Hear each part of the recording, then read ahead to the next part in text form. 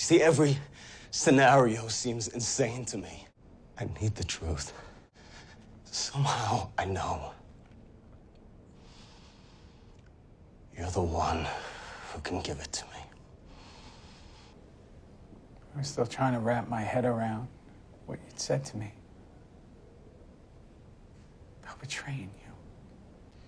Was it true?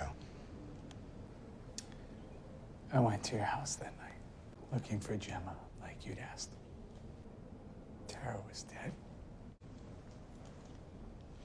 The place was trashed. She must have gotten in a brawl with Gemma. The way she killed her. So brutal.